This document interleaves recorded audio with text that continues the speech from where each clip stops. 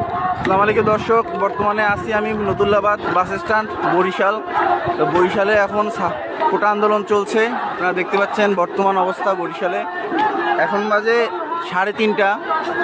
তো দেখুন এখানে রাস্তাঘাট আটকে দেওয়া হয়েছে।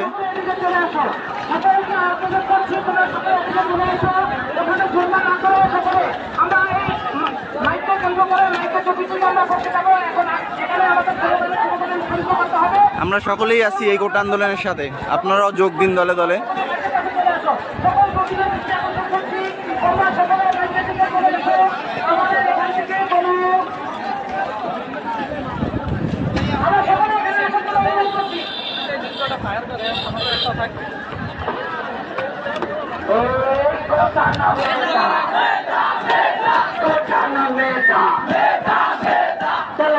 রাজপথ